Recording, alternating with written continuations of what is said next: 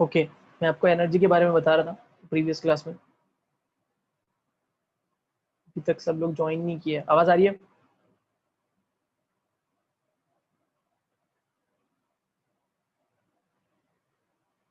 Okay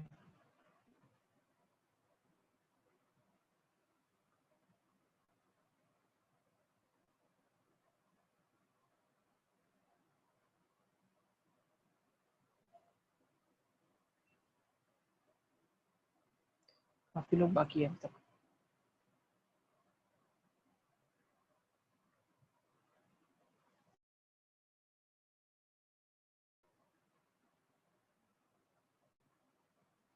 I think आज खत्म हो जाएगा मोस्टली।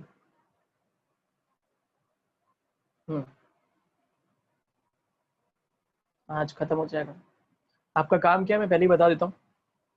आपका काम है ये एमसीक्यू सॉल्व करना, जितने भी है ई तक है। ठीक है, मैच द पेयर करना है आपको।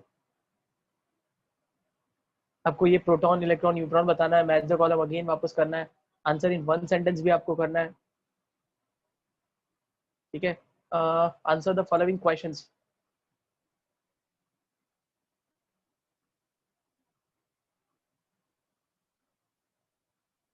ये भी आप करोगे तो ये पूरा आपको करना ही है। ठीक है, मैं आपको इसके लिए 4 दिन देता हूँ, 4 days। ठीक है, 4 दिन में आपको ये पूरा सबमिट करना है और अपनी खुद की लैंग्वेज में अगेन जितना आपको आता है। पहले पूरा चैप्टर रिवाइज करना जितना मैंने पढ़ाया है। ठीक है, उसके बाद इसको खुद से ट्राई करना। हर चीज आपको खुद से ट्राई करनी है, जैसा आपको आता है वैसा लिखना है। ठीक है, हाँ स्पेशली अगर ऐसा कोई क्वेश्चन है कि जिसमें आपको परफेक्ट लिखना है, जैसे पॉस्टुलेट्स ऑफ बोर्स थियरी, एक बार के लिए देख के लिख सकते हो, बट उसको पढ़ोगे फिर लिखो, ज्यादा बेटर रहेगा।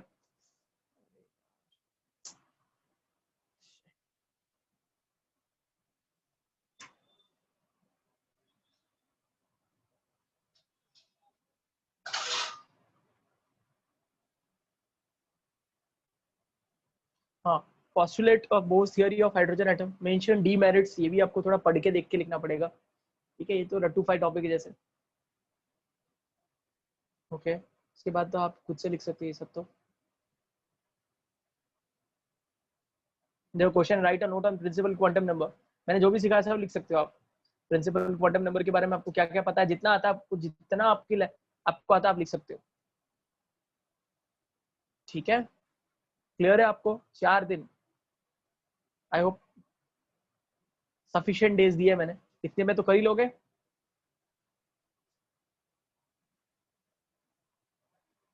मैं फिर ये जतिन को बोलने वाला हूँ, वो कलेक्ट करेगा, तो कर लोगे।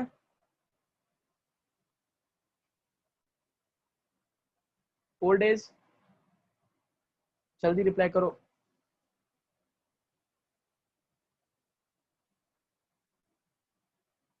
अगर कोई प्रॉब्लम है इसमें तो मुझे अभी बता दो। ये आपको अपनी खुद की लैंग्वेज में लिखना है।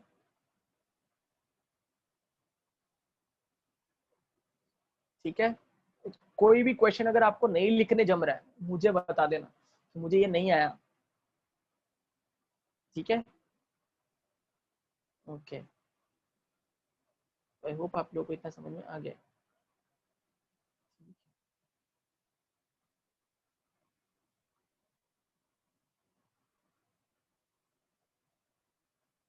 चलो आज हो जाएगा ये चैप्टर खत्म फटाफट।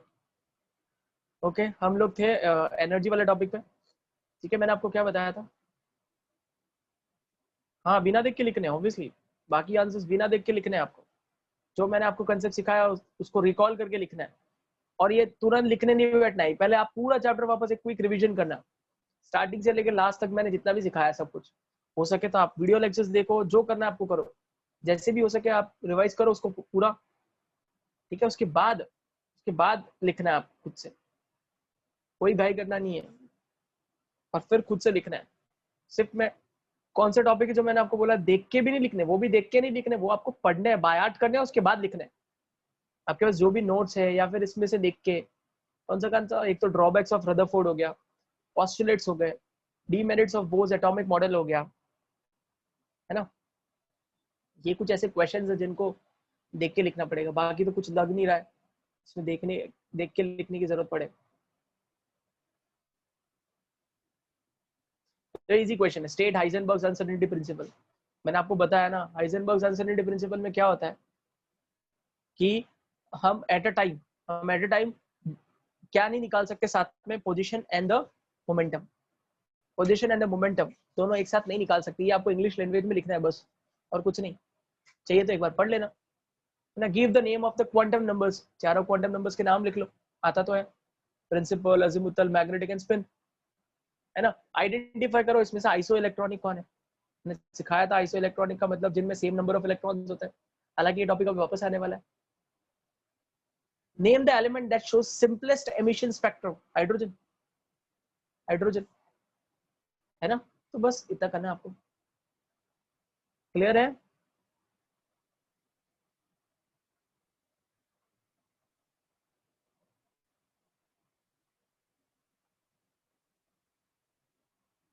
चलो बढ़ते आगे, ठीक है। एनर्जीज के बारे में बात कर रहे थे हम, मैंने आपको बताया एनर्जीज के बारे में, क्या बताया था मैंने आपको, एनर्जीज के लिए एक रूल है जो फॉलो किया जाता है, ठीक है। रूल क्या है, एन प्लस एल रूल है, एन प्लस एल, जिसके एन प्लस एल की वैल्यू हायर होगी, जिसके एन प्लस एल की वैल्यू हायर होगी उसकी एनर्जी भी हाई होगी। तो मैं एक इस तरह से बोल सकता हूं कि energy directly proportional to n plus l value, ठीक है। Energy directly proportional to n plus l value if n plus l is equals to same.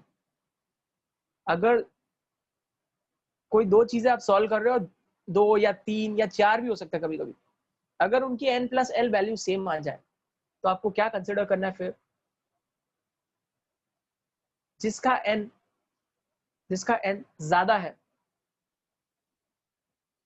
N higher value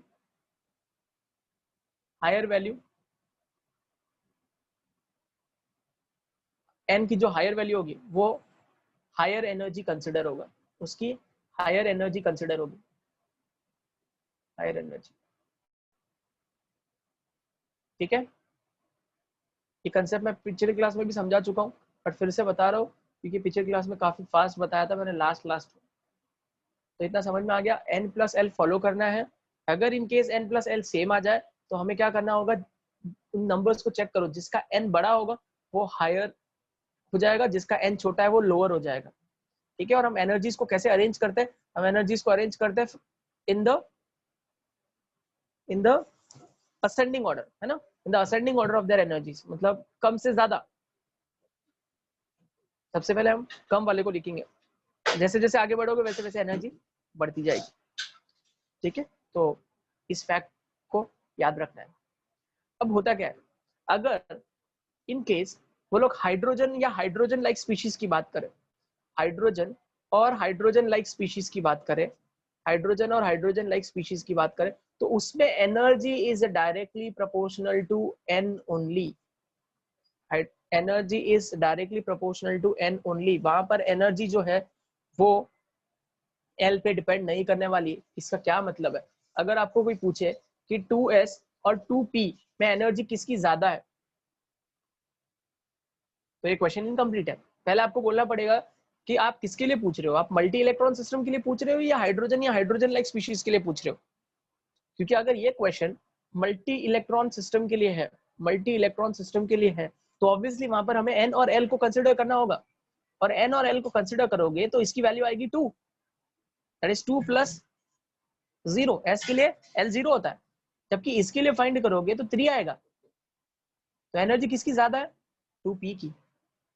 तो उनको मेंशन करना होगा कि वो मल्टी इलेक्ट्रॉन सिस्टम की बात कर रहा है या हाइड्रोजन लाइक स्पीशीज की बात कर रहा है, या फिर सिंगल इलेक्ट्रॉन सिस्टम की बात कर रहा है। अगर कुछ नहीं लिखा है तो वो मल्टी इलेक्ट्रॉन सिस्टम की ही बात कर रहा है, क्योंकि अगर हाइड्रोजन लाइक होगा तो वो लोग डेफिनेटली मेंशन करेंगे कि हाइड्रोजन और हाइड्रोजन लाइक है। तो अगर यही क्वेश्चन अगर वो लोग बोले कि हाइड्रोजन एंड हाइड्रोजन लाइक है, अब बताओ किसकी एनर्जी ज्यादा है, 2s और 2p की? बताओ क्या आंसर है आपका?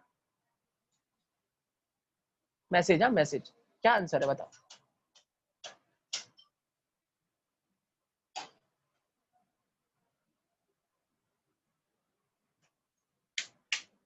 हाइड्रोजन एंड हाइड्रोजन लाइक के लिए क्या आंसर आना चाहिए? किसकी एनर्जी ज्यादा है, 2s या 2p? आपको आवाज आ रही है?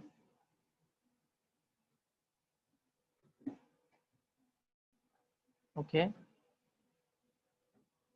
ओके, नंदिनी और लैंड्रॉय, आप ऊपर देखो मैंने क्या लिखा है, ये दिख रहा है? या फिर क्या पता, कभी कभी क्या स्क्रीन पे इश्यूज होते हैं ना, आप लोग बोल रहे थे लेट आता है, ये दिख रहा है क्या, मैं जहाँ पे सर्कल कर रहा हूँ? ये दिख रहा है क्या, जो मैंने सर्कल किया वो दिख रहा है आप लोगों को?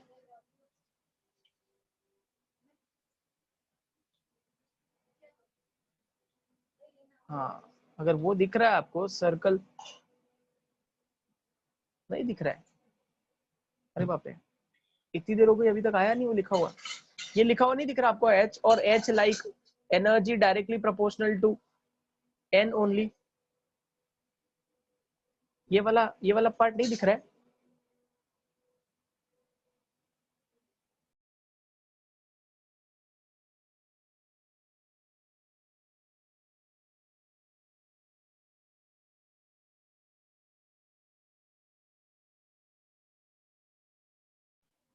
ओके, तो इसके हिसाब से आंसर क्या होना चाहिए फिर? गंधर्व, आपने सही बोला है, आंसर है सेम, इनकी एनर्जी बिल्कुल सेम होगी। 2s और 2p की एनर्जी बिल्कुल सेम होगी हाइड्रोजन और हाइड्रोजन लाइक में। क्यों? क्योंकि मैंने अभी तो ऊपर लिख रखा है कि हाइड्रोजन एंड हाइड्रोजन लाइक के लिए energy is directly proportional to n only, energy is directly proportional to n only. तो आप देखो 2s का n क्या है, 2, 2p का n क्या है, 2, तो दोनों का जब 2 2 है तो एनर्जी सेम ही रहेगी ना। समझ में आया मैंने क्या बोला?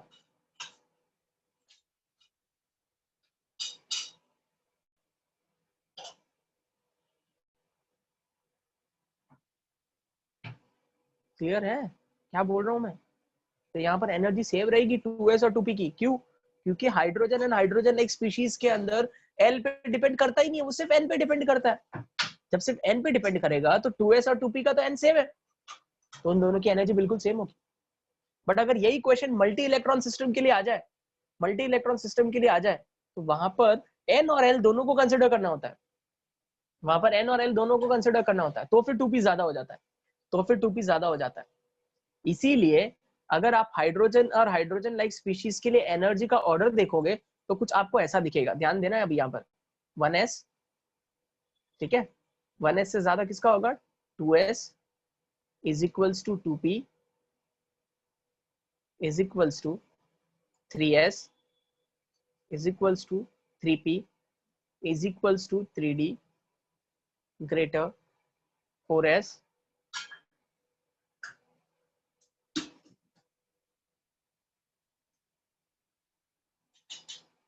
हाँ, ये स्क्रीन पे विजिबल है?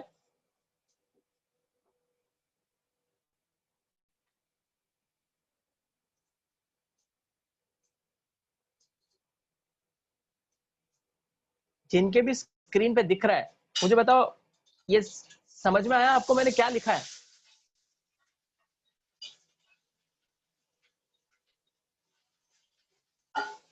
जिनके भी स्क्रीन पे दिख रहा है, आपको समझ में आया मैंने क्या लिखा है ना? तो ये हाइड्रोजन एंड हाइड्रोजन लाइक के लिए है, क्योंकि हाइड्रोजन एंड हाइड्रोजन आप देख सकते हो 3s की एनर्जी, 3p की एनर्जी, 3d की एनर्जी सेम है बिल्कुल। क्यों? क्योंकि उनका एन सेम है, एल से मैटर ही नहीं करता। सिमिलरली वही हाल 4 की भी है, 4s 4p 4d 4f सबकी एनर्जी बिल्कुल सेम है। रीजन एन पे ही डिपेंड करता है, एल पे डिपेंड ही नहीं करता। बट अगर यही मल्टी इलेक्ट्रॉन सिस्टम के लिए होता तो फिर तो पूरी कहानी अलग होती, तो वो पूरा डिफरेंट होता। तो ये पॉइंट हमेशा ध्यान में रखना, वेरी वेरी इंपॉर्टेंट कॉन्सेप्ट। समझ में आया? क्लियर है?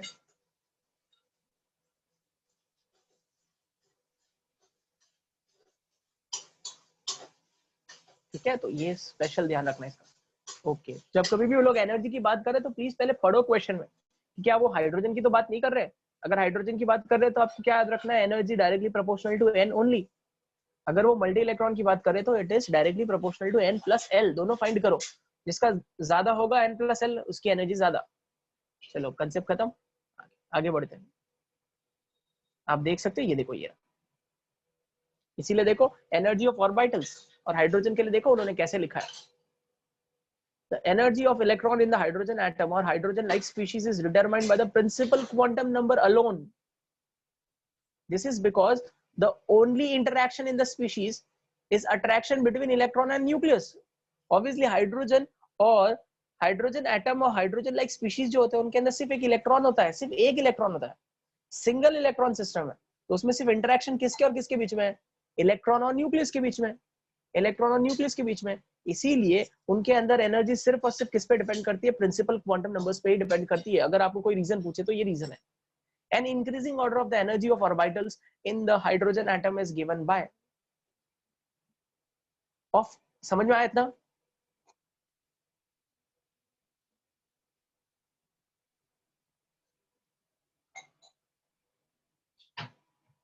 ठीक है, okay.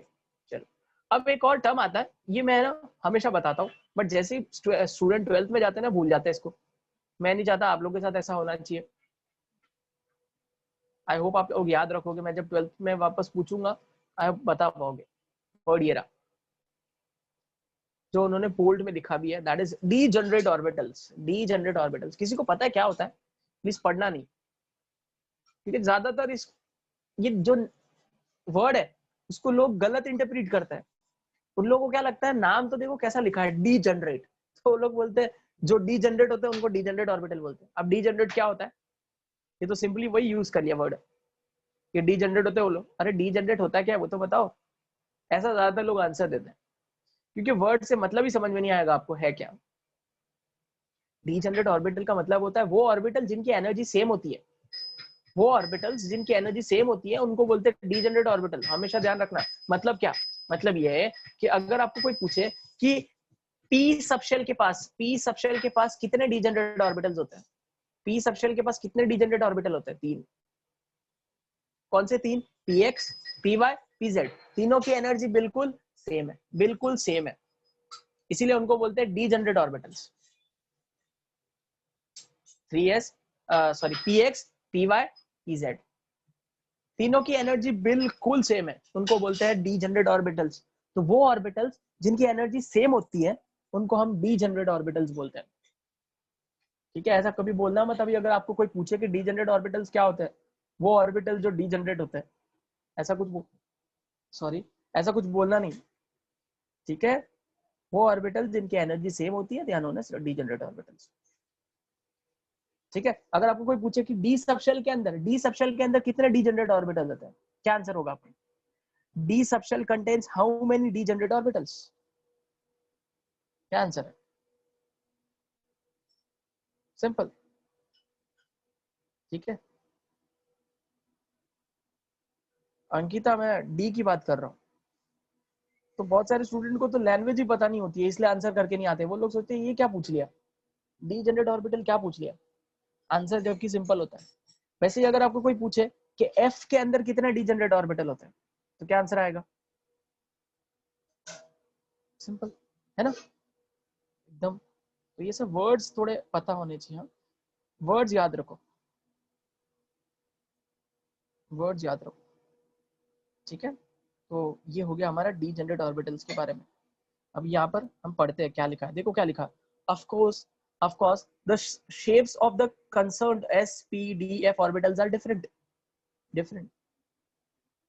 as described earlier. The orbitals with the same energy and the corresponding wave function being different are called degenerate orbitals. आपको wave function से कोई लेना देना नहीं है, प्लीज आप वेव फंक्शन वाले कंसेप्ट में मत जाना, अभी वो वेव फंक्शन डिफरेंट हो गई। आप ही सोचो पी एक्स पी वाई और पी जेड की बात करूं तो उनकी जो वेव्स होगी, एक की एक्स एक्सिस में होगी, एक की वाई एक्सिस में होगी, एक की जेड एक्सिस में होगी, बट उनकी एनर्जी बिल्कुल सेम है। तो आप सिर्फ इतना याद रखना, ये वेव फंक्शन कोई नहीं पूछेगा आपको, आप सिर्फ इतना ध्यान रखना कि अगर आपको कोई पूछे अगली बार से कि डीजेनरेट ऑर्बिटल्स क्या होते हैं, तो आंसर क्या दोगे, orbitals having same energy, orbitals having same energy are known as degenerate orbitals.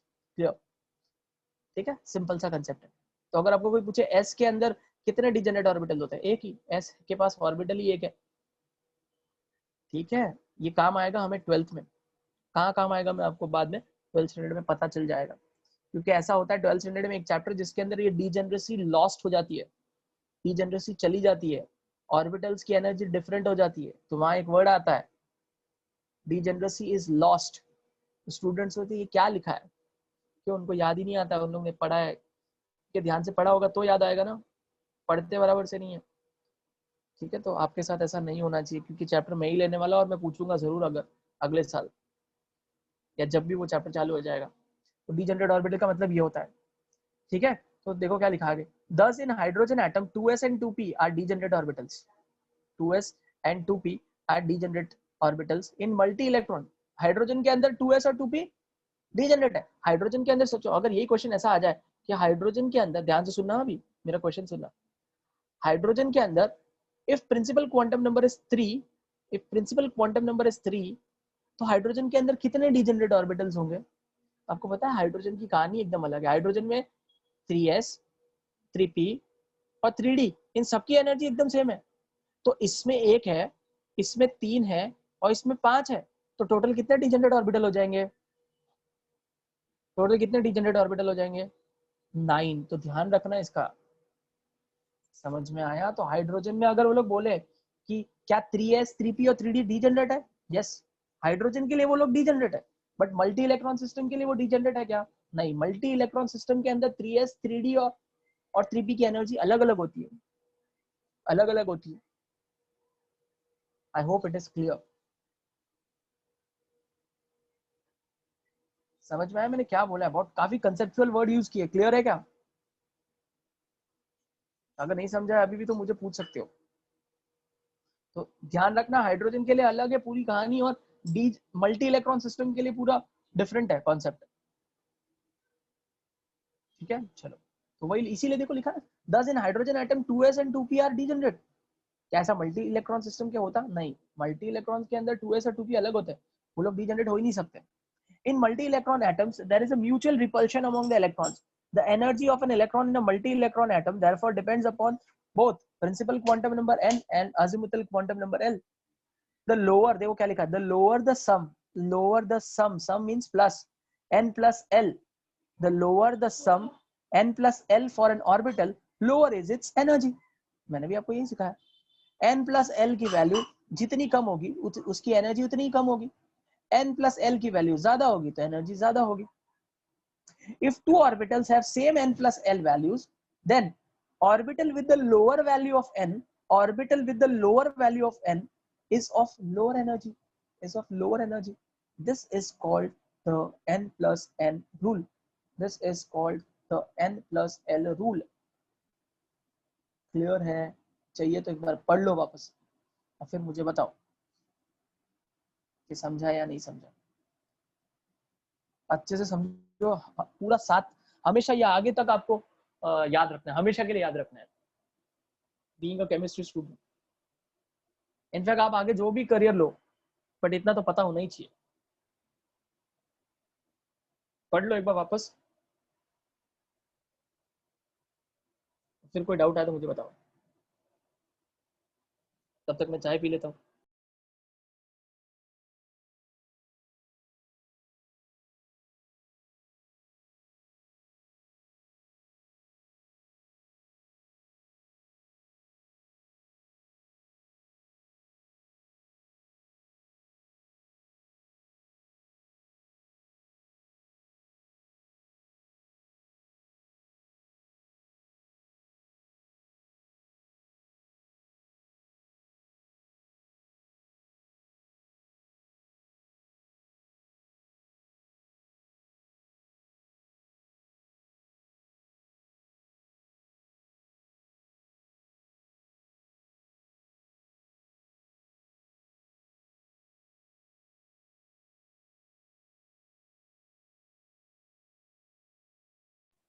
बैठे नहीं रहना है, हाँ पढ़ना है, जैसे हो जाए मुझे मैसेज करना है, ठीक है।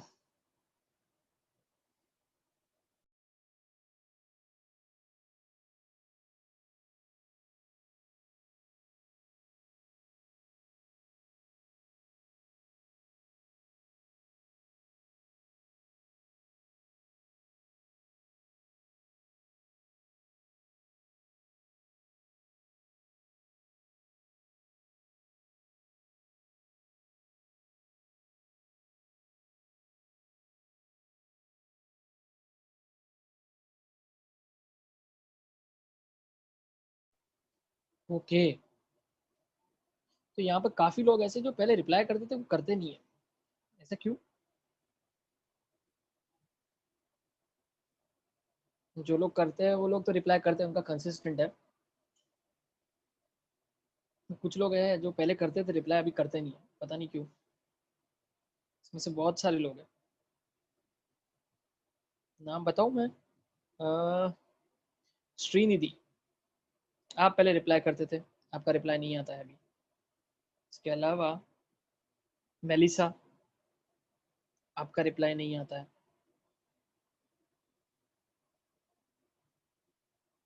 जितना मैं रिकॉल कर पाऊँ उनमें से कुछ लोग का नाम बता रहा हूँ। वैष्णवी, इनका रिप्लाई कभी आता है कभी नहीं आता है, ऐसा है। आई होप आप लोग सुन रहे हो मुझे, ठीक है। तो इतना समझ में आ गया आपको। तो एग्जाम में क्वेश्चन भी आता है, what is an plus L rule? कुछ भी नहीं है, सिंपली आप क्या लिखोगे एग्जाम में कि for a multi electron system, for a multi electron system और in multi electron system energy is energy of an orbital is decided on the basis of principal quantum number as well as azimuthal quantum numbers. Greater the sum, greater is the energy. Lower the sum, lower is the energy. If n plus l is same, then the orbital having lower value of n, then the orbital having lower value of n shows lower energy, shows lower energy। और जो भी आप लिख सको, जैसे भी आप अपनी लैंग्वेज में लिख सको, that is known as n plus l। ठीक है, n प्लस एल के हिसाब से ये पूरा अरेंजमेंट है, दैट इज ये पूरा सीक्वेंस है जो आप ऐसे याद करते हो, जिगजैग के फॉर्मेट में आपने पीरियोडिक टेबल में लर्न किया है, ठीक है ना। तो अगर एग्जाम में आप कहीं पे भी अटक जाओ कि जिगजैग पैटर्न में कहीं अटक गए, तो आप तुरंत उसको पता कर सकते हो कैसे, n प्लस एल निकाल लो उसका। अगर समझो गलती से भी आपने कुछ ऐसा लिख लिया, एनर्जी आपने अरेंज कर रहे हो, समझो आपने अरेंज किया 3D और 4S आपके सामने आ गया, 3D और 4S, आपने गलती से 4S पहले लिखा और 3D बाद में लिख दिया, गलती से, या मतलब आपने ऐसे लिख दिया समझो, और आपको डाउट है कि नहीं नहीं पहले 3D आएगा और बाद में 4S आएगा, तो अगर यहाँ पे आपको कंफर्म करना होता है तो आप कंफर्म भी कर सकते हो ना। क्या करोगे यहाँ पर, आप इसका n प्लस एल निकालो, कितना आएगा 4, इसका n प्लस एल निकालो, कितना आएगा 5, n प्लस एल निकालो, इसका कितना आएगा 5, मतलब मैंने सही लिखा है, 4S के बाद ही 3D आता है। तो ऐसे आप चेक कर सकते हो, वेरीफाई कर सकते हो कहीं पे भी अगर आप अटक गए तो, ठीक है। तो इसके लिए हेल्पफुल है ये। अभी एक्चुअली मेरी स्क्रीन काफी छोटी है तो मैं पूरा अरेंजमेंट नहीं बता पा रहा हूँ, पर अगर ये इसको देखो तो आपको अरेंजमेंट समझ में वैसे भी आ जाएगा। आप इन सबका n प्लस एल निकाल के देखो, आपको समझ में आ जाएगा ये इन्होंने सही अरेंज किया। आप घर पे कर सकते हो इसको अरेंज, वरना मैं जब क्लास में आऊंगा तब अरेंज करके बता दूंगा। यहाँ पर देखो, आप चाहे तो देख सकते हो, यहाँ पर इन्होंने अरेंजमेंट दिया है वैसे, 1S 2S 2P 3S 3P 4S 3D 4P, तो उन्होंने उसका सबका एन एन निकाला है, एल निकाला है, दोनों को ऐड किया है, फिर नंबर्स निकाले। फिर देखो कहीं कहीं पे 2 3 आए, 3 3, तो उन्होंने क्या किया, जिसका एन ज्यादा है उसको हायर ले लिया, जिसका एन कम है उसको लोअर ले लिया, ठीक है। तो देख सकते हो आप यहाँ पर दोनों 3 3 है, 2+1 3+0, बट किसका एन छोटा है, 2 वाला, तो उसको लोअर दिया है, ठीक है। इसका एन 3 है तो इसको हायर दिया है, ठीक है। आप वापस देख सकते हो 4 4, तो वापस वही है, ये रूल आपके दिमाग में बैठ गया, क्लियर है ये?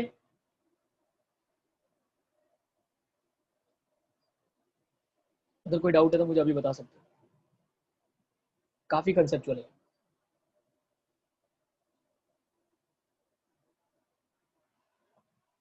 तो इसमें बहुत सारे क्वेश्चंस कर सकते हो आप, जैसे लेंड्रॉय आपने प्रीवियस क्लास में पूछा था वो क्वेश्चन, वो इसी कंसेप्ट पे बेस्ड था, है ना, एनर्जी पूछा था उन्होंने।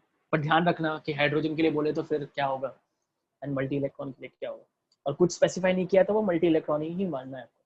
ठीक है, चलो आगे बढ़ते हैं। तो ये n+l रूल हो गया हमारा। नेक्स्ट टॉपिक हमारा जो है वो है अबवर्स प्रिंसिपल।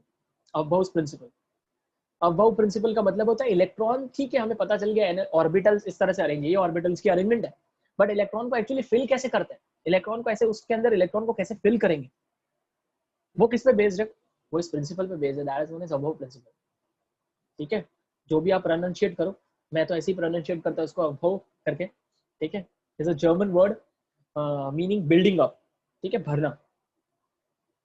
ठीक है, the building up of orbitals, meaning filling of orbitals with the electron in the ground state of an atom. The above principle is based on, it is based on three factors, जिसमें से एक हमने पढ़ लिया, that is n+l, तो वही लिखा है increasing order of energies of the orbital, दूसरा है पॉलीज एक्सक्लूजन प्रिंसिपल, एंड तीसरा है hertz rule of maximum multiplicity. Hertz rule of maximum multiplicity, वो बंदा कहाँ गया, सौरभ, उस दिन क्वेश्चन पूछ रहा था।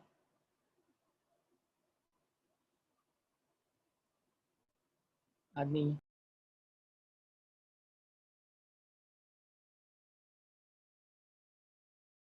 ओके, तो मैं आपको समझाता, आपने पीरियोडिक टेबल पढ़ा था, आपको इतना पता होगा, समझो आपके पास ऐसे 5 ऑर्बिटल्स हैं, एक मिनट, ओके, समझो आपके पास ऐसे 5 ऑर्बिटल्स हैं, समझो मैं डी ऑर्बिटल, डी सबशेल की बात कर रहा हूँ।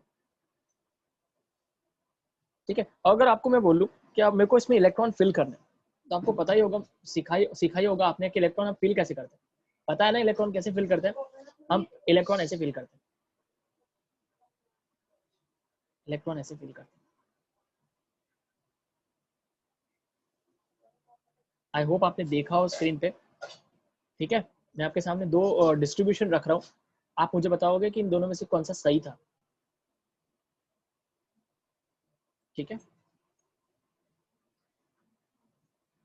अभी देखो मैं कैसे भर रहा हूँ।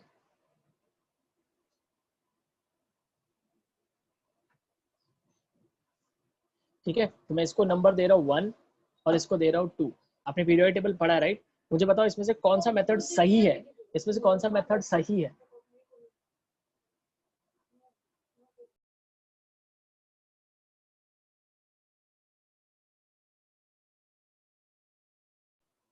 इसमें से कौन सा मेथड सही है। सबको पता है ना, इसका मतलब यहाँ पे 3 लोगों ने आंसर दिया है, बाकी लोग को आइडिया नहीं है।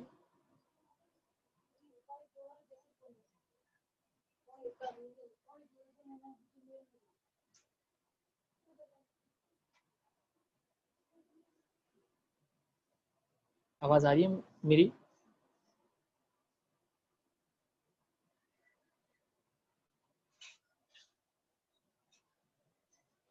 सब स्क्रीन पे एक साथ दिख रहा है, ओके मुझे लगा ही था।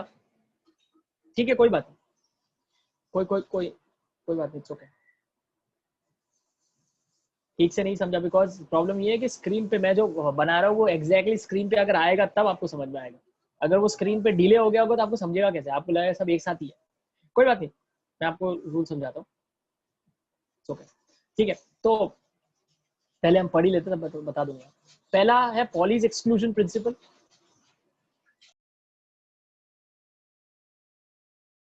दूसरा है hertz rule of maximum multiplicity.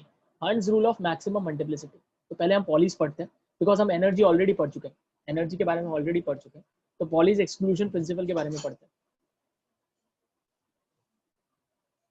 वापस इन्होंने दिया है, कोई बात नहीं, increasing order of energy of orbital वापस दिया है, तो वही है, वापस आप पढ़ लो, वही सब लिखा होगा कि वही the greater the value of n+l greater is the energy, lower is the value of n+l, lower is the energy. If in case n+l value is same, then in that case greater the value of n, greater is the energy, है ना, वही सब लिखा होगा, तो वो तो वही हो गया। अब पॉलीज एक्सक्लूजन प्रिंसिपल क्या है, पॉली करके एक साइंटिस्ट है, उन्होंने ये बोला था, उनकी वजह से ही चौथा क्वांटम नंबर डिफरेंट हो गया। उनका कहना ये था कि किसी भी ऑर्बिटल के अंदर, अभी समझो ये एक ऑर्बिटल है, एक ऑर्बिटल ये वाला, ठीक है, अगर स्क्रीन पे नहीं भी दिख रहा है तो सुनो सिर्फ, ठीक है।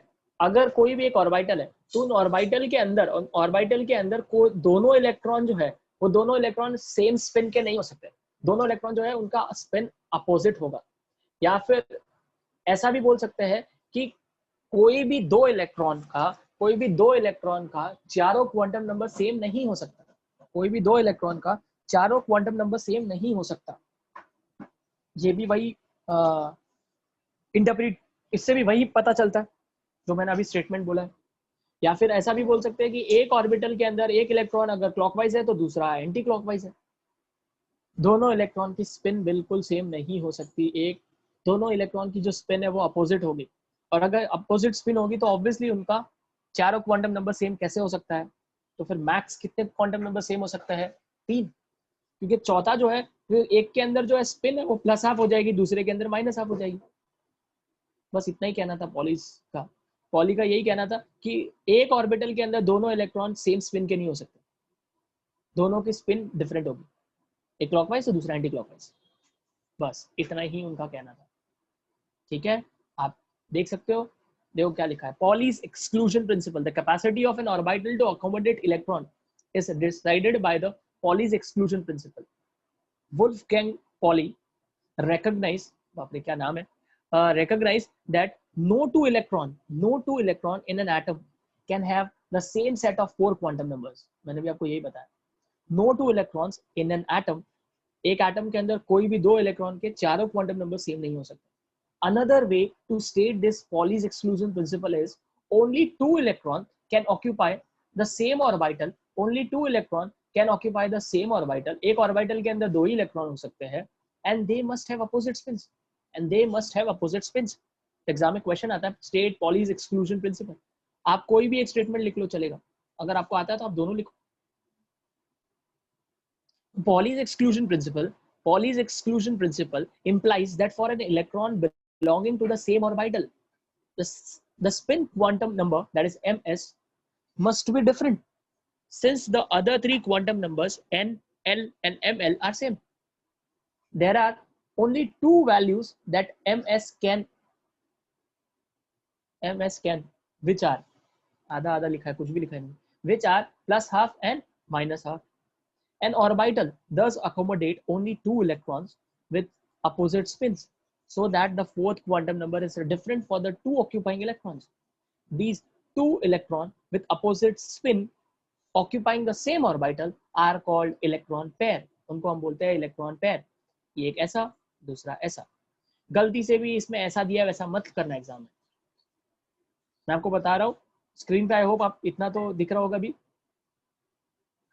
दो प्रेजेंटेशन दिखा रहा हूं, this is the right way and this is wrong. आप ऐसा नहीं कर सकते, एग्जाम में ऐसा करके मत आना, रॉन्ग मिल जाएगा, बुक में गलत दिया है, यही सही तरीका है। आपके कॉलेज के टीचर्स अगर बोलते हैं कि अगर ऐसा सही है तो फिर आप